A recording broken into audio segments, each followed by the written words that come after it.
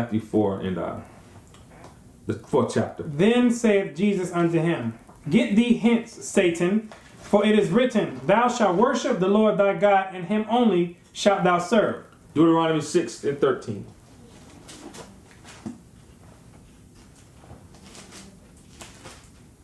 Deuteronomy chapter 6, verse 13. Mm-hmm. Thou shalt fear the Lord thy God. Shall what? Shall fear the Lord thy God. Shall what? Shall fear the Lord thy God, and serve him. And do what? And serve him. And serve your church. And serve him. And serve the preacher. And serve him. And shalt swear by his name. Ye shall not go after other gods, of the gods of the people which are round about you. Uh-oh. Sorry, Christianity. But like Kermit would say, that's none of my business, though.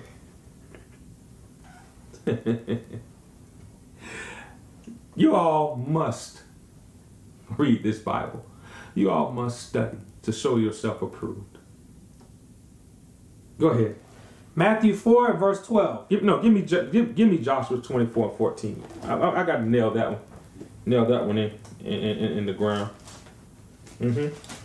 Joshua 24 and 14. Joshua 24 and verse 14. Now therefore, fear the Lord and serve him in sincerity. There we go again. And in truth. Serve him in sincerity. Don't do it because I'm telling you to. Be sincere. Search him. Seek him. Fear him. And in truth, and put away the gods which your fathers served on the other side of the flood and in Egypt. And serve ye the Lord. Put away the other gods, all other gods. Put them away. And serve the Most High, Yahweh. That's plain and simple. Give me Deuteronomy 8 and 3.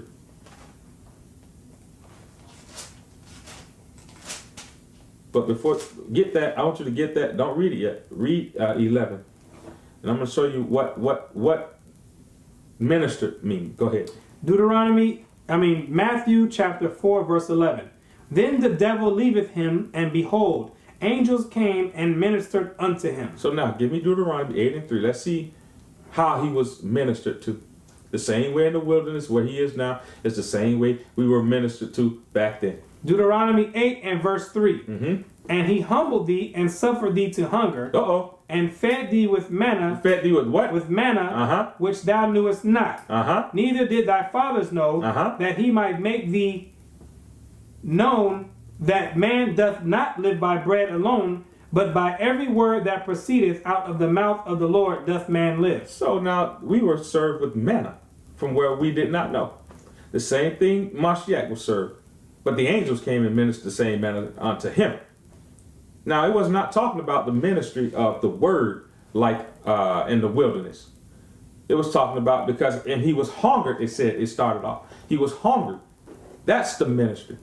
And one of the Gospels, and one portion of the Gospels, it said that the people followed because they were hungry.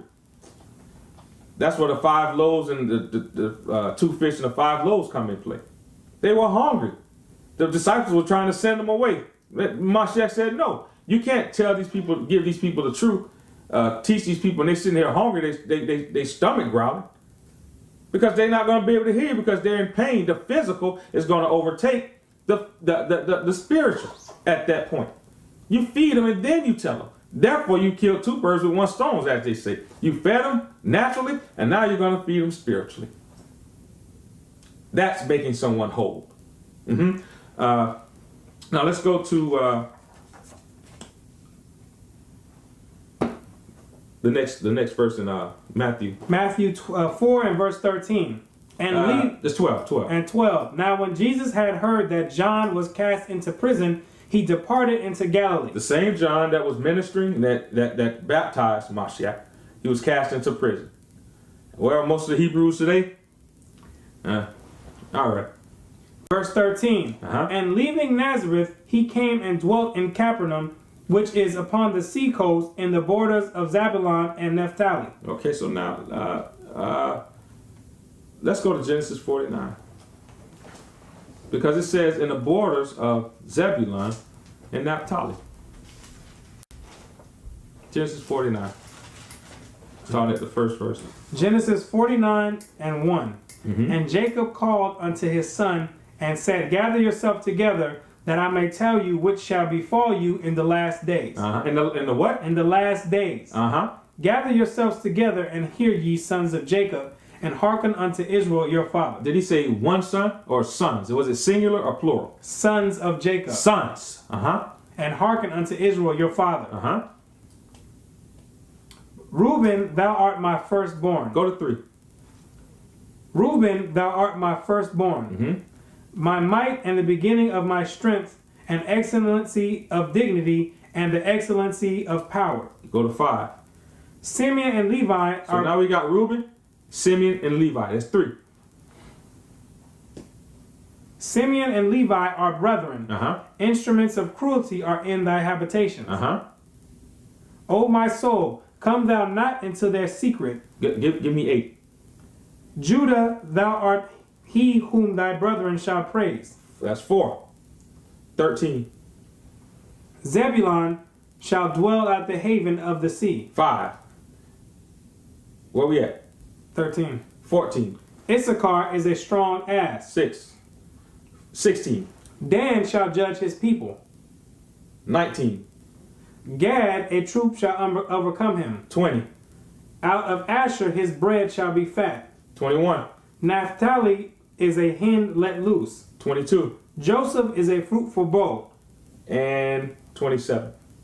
Benjamin shall raven as a wolf. That's 12. That's 12 sons, plural. Now give me in that same give me Zebulun and Naphtali. Read Zebulun for me. Watch this, you all. Genesis 49 and 13.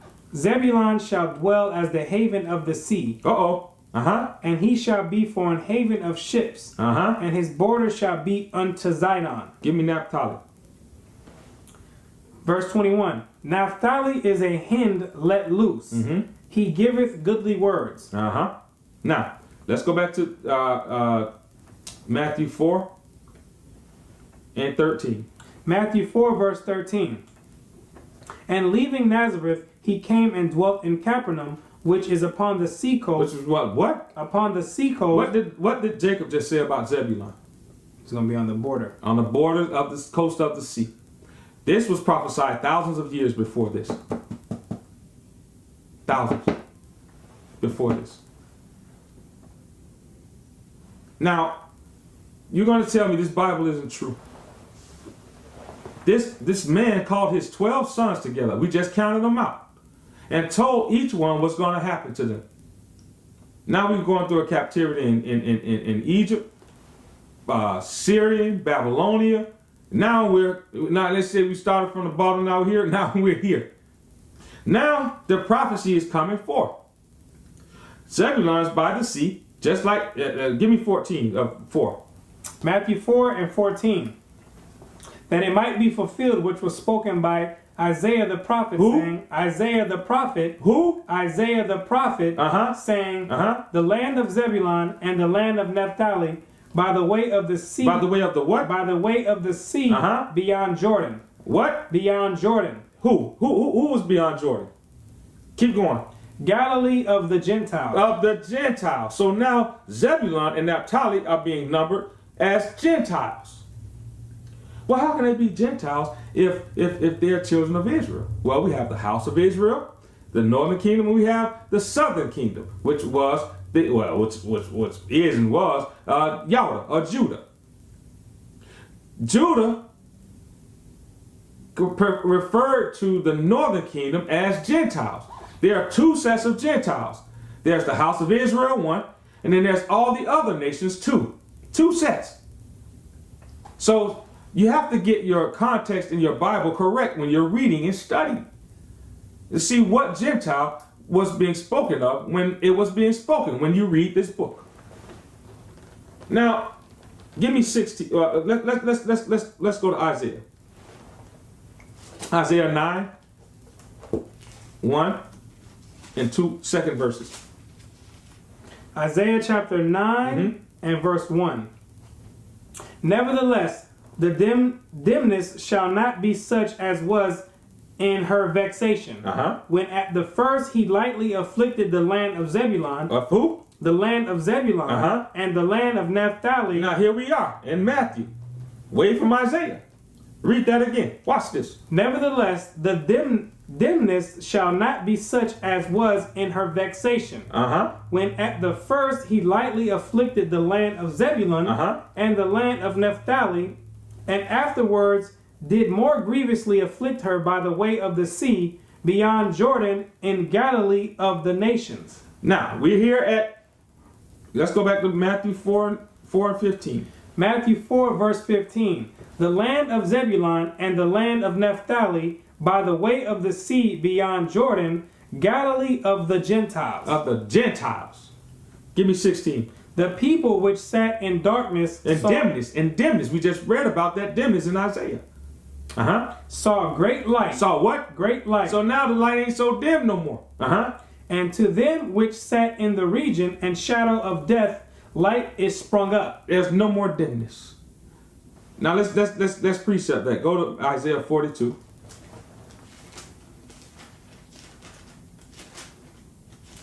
Sixth verse through the 12th verse. And watch what it says about the light being sprung up and coming forth. Watch this. This is the precept. Isaiah 42 verse 12. 6 through 12. Isaiah 42 verse 6. I, the Lord, have called thee in righteousness, and will hold thy hand, and will keep thee, and will give thee for a covenant of the people, for a light of the Gentiles. So there's your covenant right there. Here's your fulfillment right here. To open the blind eyes. Did not we just read and the people in Matthew 4 and 16, the people which sat in darkness. That's a blinded eye. To open the blind eyes, to bring out the prisoners from the prison, and them that sit in darkness out of the prison house. There we go.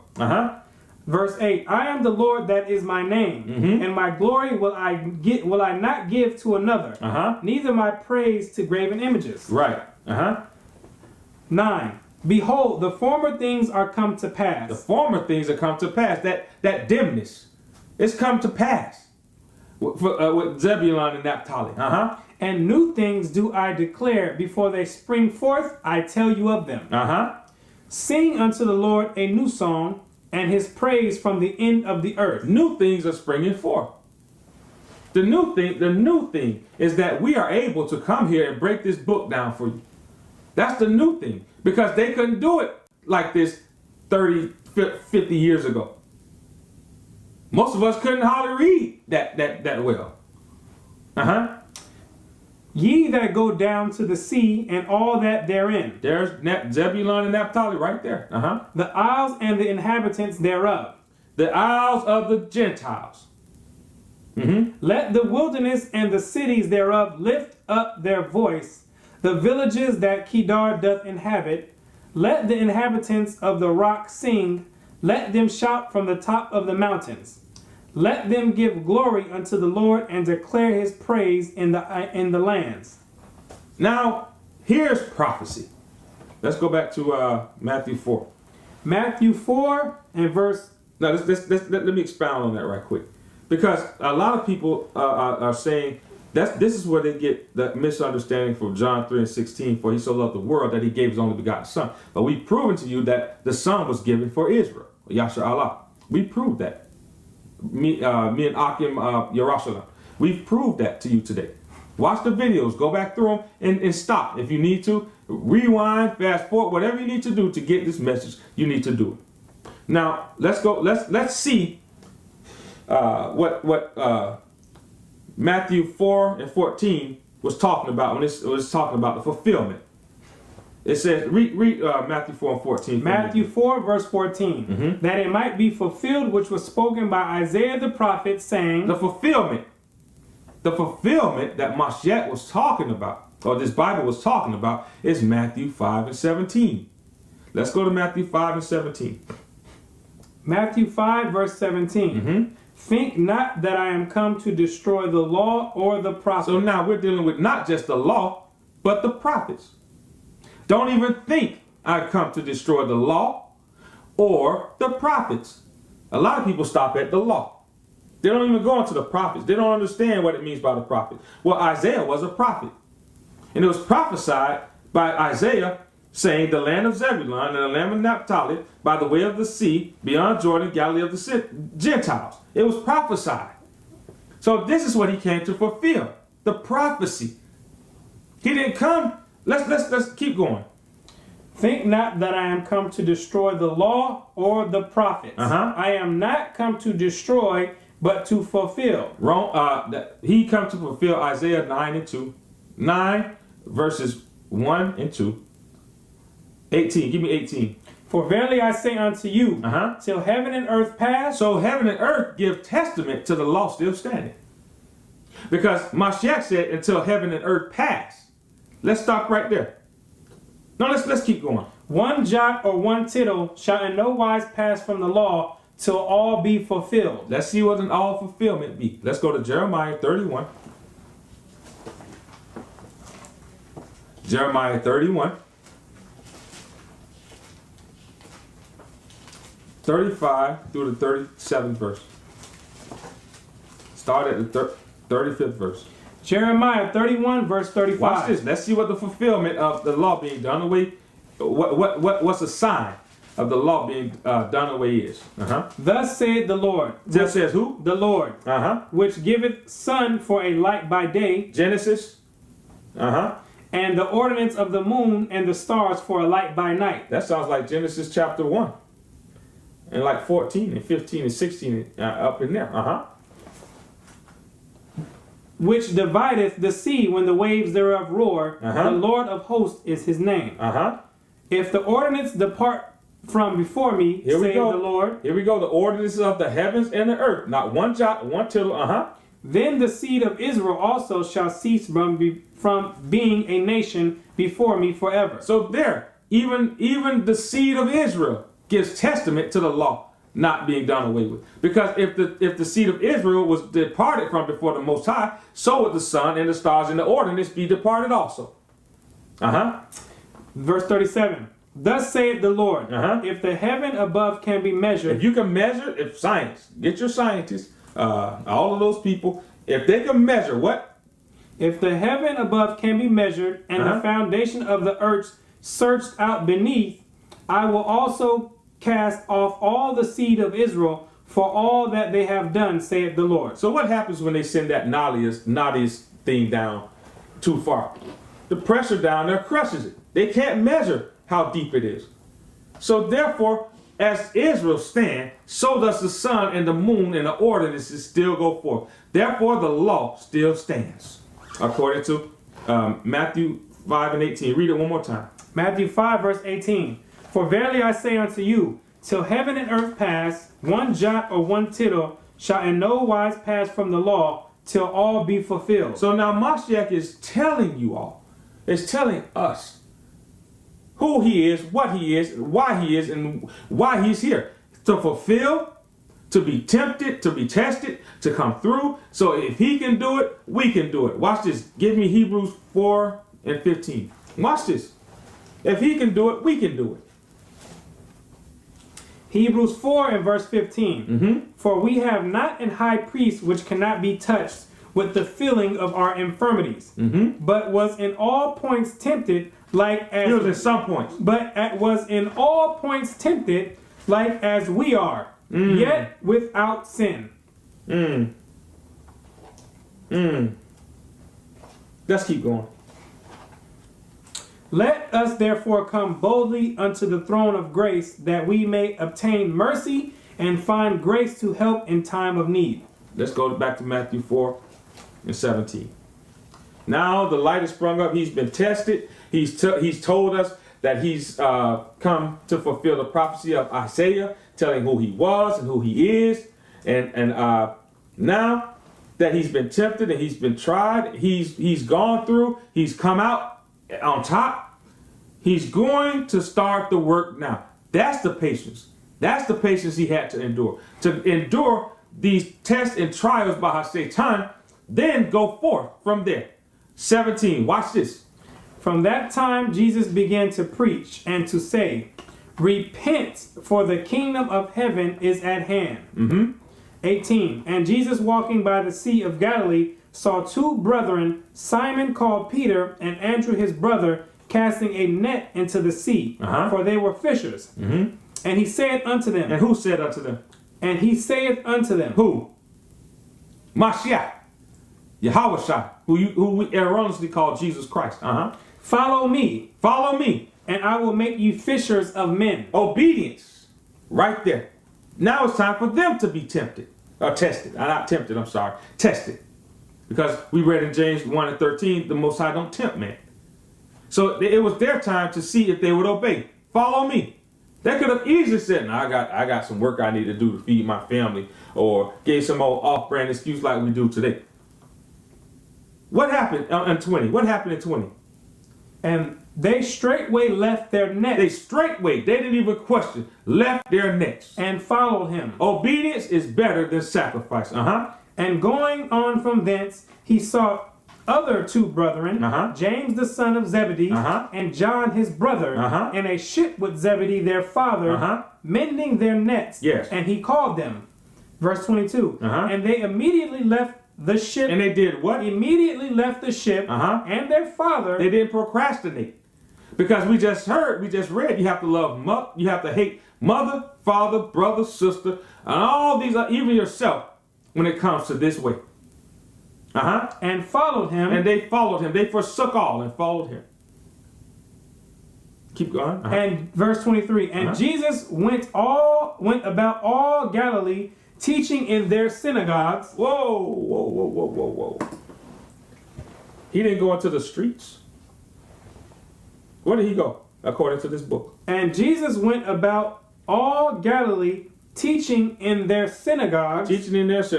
And preaching the gospel of the kingdom. And healing all manner of sickness and all manner of disease among the people. If you want fame, of the fame of the Most High, not the fame of the world, this is the order. This is the order. You don't go by yourself. You take some brethren with you. We don't go into Christian churches and teach because they kick us out.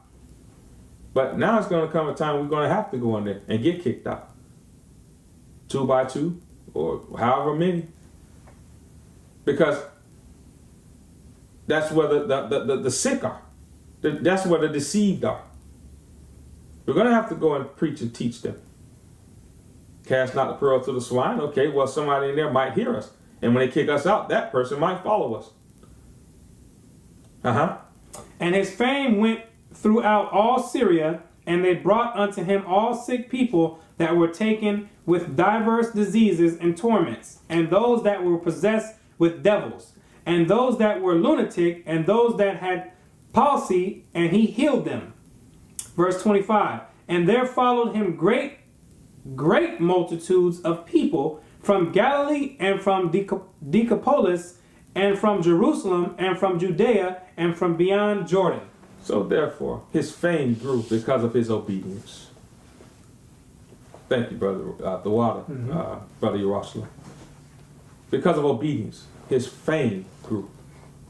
If he had not his fringes on his garment, the lady with the issue of blood could not have said, if I would but can just touch the hem of his garment, I will be made whole. Obedience healed her. Obedience is our healing. One nation under a roof.